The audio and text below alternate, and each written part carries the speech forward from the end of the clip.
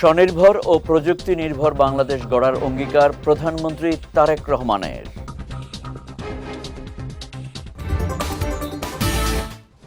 আগামী সংসদ অধিবেশনে রাষ্ট্রপতি নির্বাচন জানালেন আইনমন্ত্রী।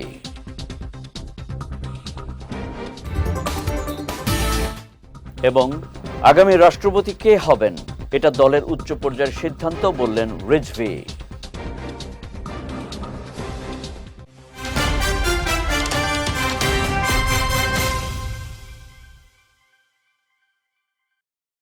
আসসালামু আলাইকুম। পুষ্টি চা নিবেদিত বিজয় রাতের সংবাদে আমন্ত্রণ জানাচ্ছি আমি কনুজ শিকদার। শুনছিলেন শিরোনাম, এবারে বিস্তারিত। বর্তমান সরকার স্বনির্ভর, সমৃদ্ধ ও প্রযুক্তি নির্ভর বাংলাদেশ গড়তে চায় বলে জানিয়েছেন প্রধানমন্ত্রী তারেক রহমান। এ সময় দেশ এগিয়ে নিতে ও কাঙ্ক্ষিত লক্ষ্যে পৌঁছতে সাধ্য আর সামর্থ্যের সবটুকু দিয়ে পাশে থাকার অঙ্গীকারও ব্যক্ত করেন তিনি। সকালে তেজগাঁওয়ে দুদিনব্যাপী ন্যাশনাল সেমিকন্ডাক্টর সিম্পোজিয়াম এবং রোবোটিক্স সামিটে এসব কথা বলেন প্রধানমন্ত্রী। তিনি বলেন, পোশাক শিল্পের পরে সেমিকন্ডাক্টর শিল্পই সম্ভাবনার গন্তব্য হতে পারে। তিনি বলেন, 2030 সালের মধ্যে সেমিকন্ডাক্টর খাতে রপ্তানি আয়ের লক্ষ্যমাত্রা পূরণ হবে। সরকার সেমিকন্ডাক্টরকে জাতীয় অগ্রাধিকার খাত হিসেবে দেখছে। প্রধানমন্ত্রী আরও বলেন, ইতিমধ্যেই সেমিকন্ডাক্টর শিল্পের ব্যবসা বান্ধব পরিবেশ তৈরিতে পরিকল্পনা বাস্তবায়নের কাজ শুরু করেছে সরকার। সেই সঙ্গে এবার বাজেটে সেমিকন্ডাক্টর শিল্প তৈরির সব কাঁচামালের ওপর সব ধরনের শুল্ক প্রত্যাহার করা হয়েছে। রফতানি আয়ের যে লক্ষ্যমাত্রা নির্ধারণ করা হয়েছে, ইনশাল্লাহ বাংলাদেশ সেটা পূরণ করতে সক্ষম হবে। সেমিকন্ডাক্টর খাতকে সরকার একটি জাতীয় অগ্রাধিকার ভিত্তিক খাত হিসাবে আমরা বিবেচনা করছি। বর্তমান সরকার আমরা চেষ্টা করেছি এই সেক্টরকে কিভাবে সামনে এগিয়ে নিয়ে যায়, তার জন্য আমরা কতগুলো পদক্ষেপ গ্রহণ করেছি, বিশেষ করে এই বাজেটে। প্রধানমন্ত্রী তারেক রহমানের সঙ্গে সৌজন্য সাক্ষাৎ করেছেন নবনিযুক্ত বাংলাদেশ নৌবাহিনী প্রধান ভাইস অ্যাডমিরাল খন্দকার মিসবাউল আজিম। আজ প্রধানমন্ত্রীর কার্যালয়ে এই সৌজন্য সাক্ষাৎ অনুষ্ঠিত হয়। সাক্ষাৎকালে দেশের সামুদ্রিক নিরাপত্তা, নৌবাহিনীর পেশাগত সক্ষমতা বৃদ্ধি, আধুনিকায়ন এবং সংশ্লিষ্ট বিভিন্ন বিষয়ে মতবিনিময় হয়। এ সময় প্রধানমন্ত্রী নৌবাহিনীর পেশাদারিত্ব ও দেশের সার্বভৌমত্ব রক্ষায় বাহিনীর গুরুত্বপূর্ণ ভূমিকার প্রশংসা করেন। একই সঙ্গে তিনি নবনিযুক্ত নৌবাহিনী প্রধানের সফল দায়িত্ব পালন কামনা করেন। এ সময় নৌবাহিনী প্রধান প্রধানমন্ত্রীর প্রতি কৃতজ্ঞতা প্রকাশ করেন। বিশেষ অধিবেশন ডেকে রাষ্ট্রপতি নির্বাচন করার মতো পরিস্থিতি হয়নি।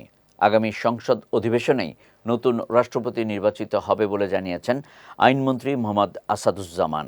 আজ রাজধানীর সিরডাপ মিলনায়তনে আয়োজিত এক অনুষ্ঠান শেষে সাংবাদিকদের প্রশ্নের জবাবে তিনি একথা জানান।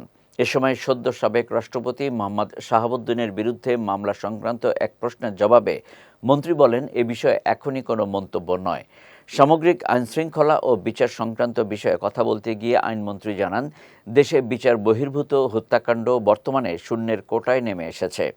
চট্টগ্রামের জুলাই আন্দোলনে আহত 8 জনের বিরুদ্ধে হওয়া মামলার বিষয়ে মন্ত্রী বলেন, তদন্তে তা মিথ্যা প্রমাণিত হলে প্রত্যাহার করে নেওয়া হবে। পাশাপাশি সতর্ক বার্তা দিয়ে তিনি উল্লেখ করেন, যত বড় রাজনৈতিক নেতাই হোক না কেন, ধর্ষণের অপরাধে করা কোনো মামলা প্রত্যাহার করা হবে না। গতকাল 24শে জুলাই ছিল। 24শে জুলাই, আগস্ট, সেপ্টেম্বর, অক্টোবর, 24শে অক্টোবর পর্যন্ত আমাদের হাতে সময় আছে। সুতরাং বিশেষ অধিবেশন ডাকার মতো কোনো পরিস্থিতি এখন তৈরি হয়নি। যেহেতু 60 দিনের মধ্যে আমাদের 15 জুলাই থেকে 60 দিনের মধ্যে আমাদের পরবর্তী অধিবেশন হওয়ার কথা সাংবিধানিকভাবে, আশা করি সেই অধিবেশনেই এটা নিষ্পত্তি করা সম্ভব।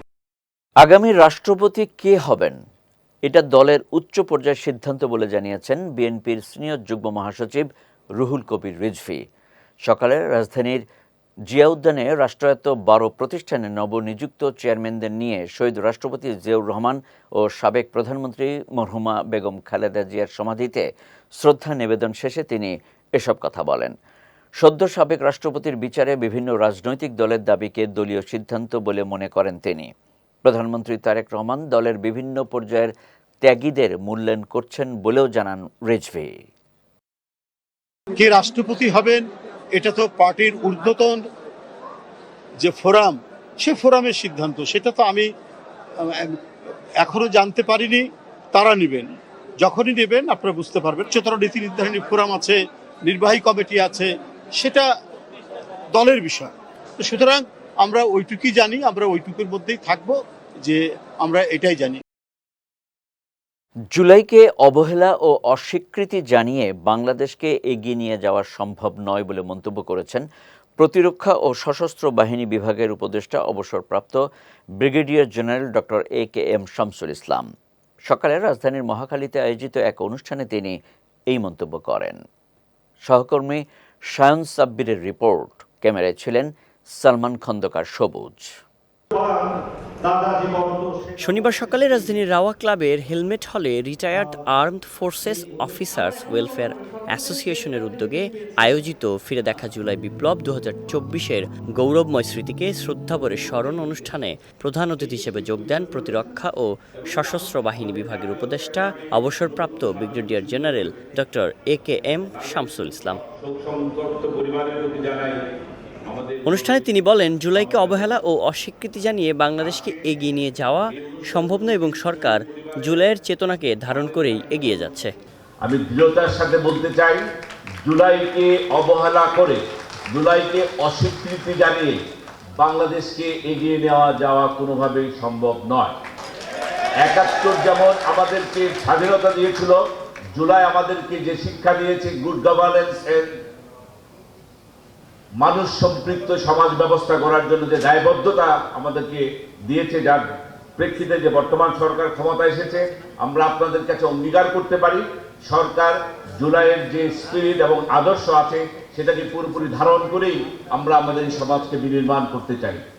কেউ কেউ জুলাইকে নিজেদের রাজনৈতিকভাবে ব্যবহার করে এবং ছোট করার চেষ্টা করছে জানিয়ে জুলাই চেতনা কোনো ব্যক্তি বা রাজনৈতিকভাবে ব্যবহার করা উচিত নয় বলেও মন্তব্য করেন তিনি। জুলাইয়ের চেতনা কোনো রাজনৈতিক বা ব্যক্তিগত স্বার্থে ব্যবহার করা উচিত নয়। এই চেতনাকে প্রাতিষ্ঠানিক সংস্কার, ন্যায় বিচার এবং জাতীয় ঐক্যের একটি স্থায়ী ভিত্তি হিসেবে প্রতিষ্ঠিত করাই আমাদের মূল লক্ষ্য। এ সময় ফ্যাসিস্ট সরকারের আমলে যে সকল সশস্ত্র বাহিনীর সদস্যরা বিভিন্নভাবে নির্যাতিত ও বঞ্চিত হয়েছে তাদের নৈতিক প্রাপ্য বুঝিয়ে দিতে কাজ করছে সরকার বলেও জানান তিনি। আমাদের সহকর্মীরা সায়ন সাব্বির, বিজয় টিভি, ঢাকা। অঙ্গীকারবদ্ধ। কৃত্রিম বুদ্ধিমত্তা দেশের তথ্য যোগাযোগ ও ডিজিটাল প্ল্যাটফর্মের জন্য গুরুত্বপূর্ণ অংশ হয়ে উঠছে বলে মন্তব্য করেছেন তথ্য ও সম্প্রচার মন্ত্রী জহিরুদ্দিন স্বপন। সকালে রাজধানীর একটি হোটেলে global conference AI leadership and flagship Prestige award 2026 অনুষ্ঠানে তিনি এই মন্তব্য করেন।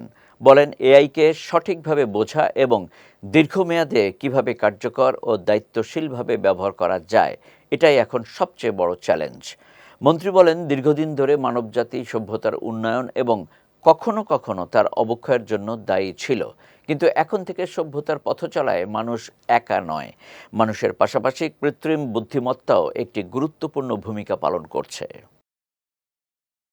দেশের শিক্ষা ব্যবস্থা, আমাদের দেশের তথ্য ব্যবস্থাপনা, আমাদের দেশের বিজ্ঞান, আমাদের দেশের গবেষণা, সব ক্ষেত্রেই কৃত্রিম বুদ্ধিমত্তাকে আমরা যাতে বন্ধু হিসাবে পাই, কারণ কৃত্রিম বুদ্ধিমত্তাকে বন্ধু হিসাবে পাওয়া এবং ধরে রাখাটাই কিন্তু এখন সবচেয়ে বড় চ্যালেঞ্জ। কৃত্রিম বুদ্ধিমত্তার সঙ্গে বন্ধুত্বের এই ধারাকে অব্যাহত রাখার জটিল বিজ্ঞান এবং জ্ঞানটা যদি না থাকে তাহলে এটা একটা যে কোনো সময় আমাদের জন্য বুমেরাং হয়ে যেতে পারে। ইতিমধ্যেই এর প্রমাণ আমরা অনেকে কিন্তু টের পাচ্ছি। সোমবার থেকে শাপলা চত্বরে হত্যাকাণ্ডের বিচার কাজ শুরু হবে বলে জানিয়েছেন আন্তর্জাতিক অপরাধ ট্রাইব্যুনালের চিফ প্রসিকিউটর মোহাম্মদ আমিনুল ইসলাম।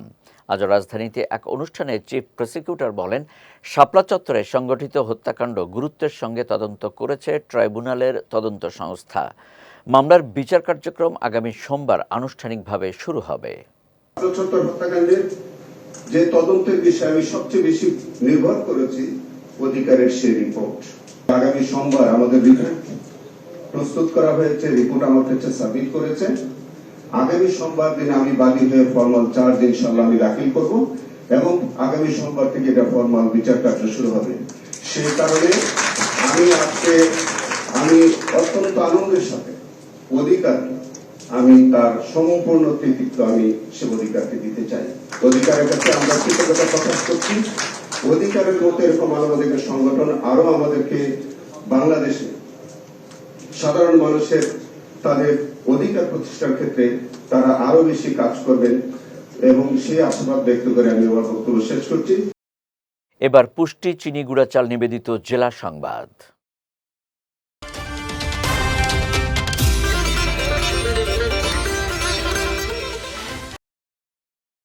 স্থানীয় সরকার মন্ত্রী ও বিএনপি মহাসচিব মির্জা ফখরুল ইসলাম আলমগীর বলেছেন, আগামী রাষ্ট্রপতি নির্বাচনের বিষয়ে দলীয়ভাবে আলোচনা করে সিদ্ধান্ত নেওয়া হবে।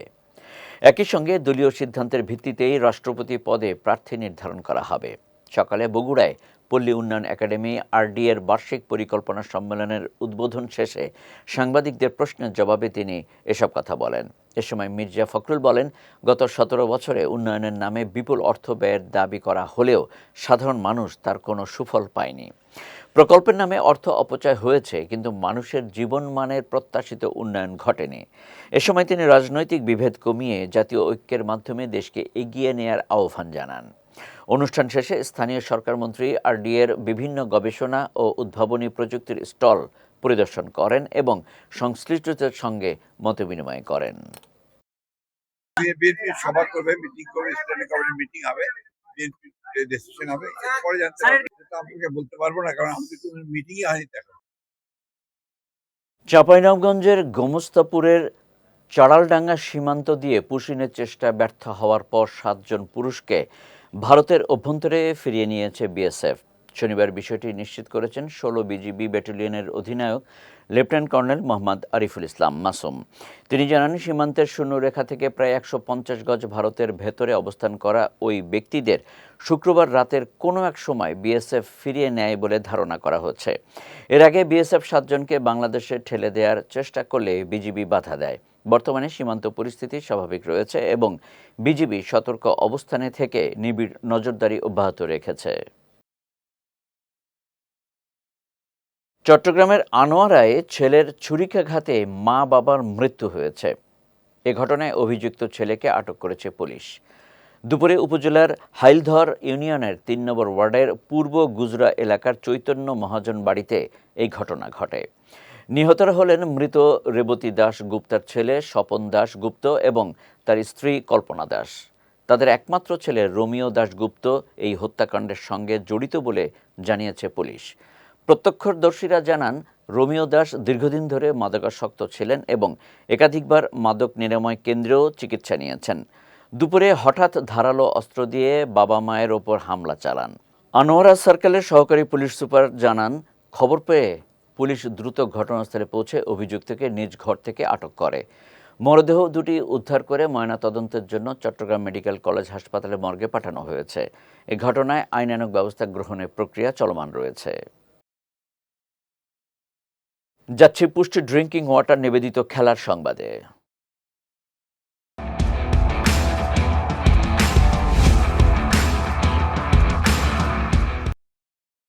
ওয়েস্ট ইন্ডিজ সফরের আগে বড় ধাক্কা খেল পাকিস্তান ক্রিকেট দল। পিঠের চোটের কারণে টেস্ট সিরিজ থেকে ছিটকে গেছেন বাঁহাতি ওপেনার আবদুল্লাহ ফজল। জিও সুপারের তথ্য অনুযায়ী ব্রায়ান লারা ক্রিকেট একাডেমিতে অনুশীলনের সময় চোট পান 23 বছর বয়সী এই ব্যাটার। এমআরআই স্ক্যানের পর তাকে পুনর্বাসনে পাঠানো হয়েছে। ফলে ওয়েস্ট ইন্ডিজ সিরিজের পাশাপাশি ইংল্যান্ডের বিপক্ষেও খেলতে পারবেন না তিনি। প্রস্তুতি ম্যাচে দারুণ ফর্মে ছিলেন ফজল। 2 ইনিংসে করেছিলেন অপরাজিত 50 ও 48 রান। এখন পর্যন্ত পাকিস্তানের হয়ে 2টি টেস্টে 141 রান করেছেন তিনি। তার বদলি খেলোয়াড়ের নাম শিগগিরই ঘোষণা করবে পাকিস্তান ক্রিকেট বোর্ড। আর্জেন্টিনায় ফুটবল ট্রায়াল দিতে গিয়ে মর্মান্তিক পরিণতির শিকার হয়েছেন উরুগুয়ের 22 বছর বয়সী ফুটবলার মারিও ব্রুনো বেনতানকোর। ফরাসি গণমাধ্যমের তথ্য অনুযায়ী প্রথম বিভাগের ক্লাব দেপোর্তিভো রিয়েস্ত্রার ট্রায়ালে অংশ নিলেও চুক্তি না হয় তাকে ফিরিয়ে দেওয়া হয়। আর্জেন্টিনায় অবস্থানকালে নিজের পোশাক ও ব্যক্তিগত জিনিসপত্র চুরির অভিযোগও করেন তিনি। পরে কোনো আনুষ্ঠানিক চুক্তি ছাড়াই দেশে ফিরে যান। উরুগুয়েতে ফেরার পর হৃদযন্ত্রের ক্রিয়া বন্ধ হয়ে তার মৃত্যু হয়। একসময় পেনেরোলের যুবদলের প্রতিভাবান খেলোয়াড় হিসেবে পরিচিত বেন্তানকোর পরে দেপোর্তিভো ইতালিয়ানোতে খেলতেন। এদিকে তার আকস্মিক মৃত্যুতে গভীর শোক প্রকাশ করেছে ক্লাবটি। পুষ্টি চা নিবেদিত বিজয় রাতের সংবাদ শেষ করার আগে শিরোনামগুলো দেখে নিচ্ছি আরও একবার।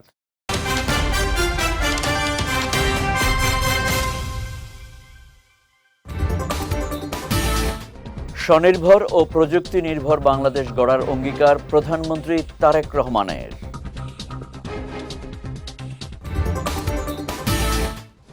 আগামী সংসদ অধিবেশনে রাষ্ট্রপতি নির্বাচন জানালেন আইনমন্ত্রী।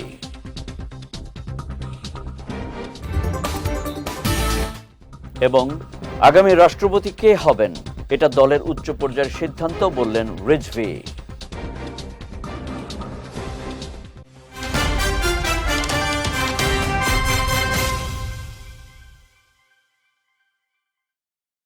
বিজয় রাতের সংবাদ শেষে আজকের মতো আমি কনুজ শিকদার আপনাদের কাছ থেকে বিদায় নিচ্ছি। আগামীকাল একই সময় নতুন সব খবর দেখতে চোখ রাখুন বিজয় টিভিতে। এছাড়াও আজকের বিজয় রাতের সংবাদের ভিডিও দেখতে পারেন আমাদের ইউটিউব এবং ফেসবুক পেজে। আমাদের ইউটিউব হলো youtube.com/bijaytvofficial এবং আমাদের ফেসবুক পেজ হলো facebook.com/bijaytvlimited। এতক্ষণ সঙ্গে থাকার জন্য ধন্যবাদ সবাইকে।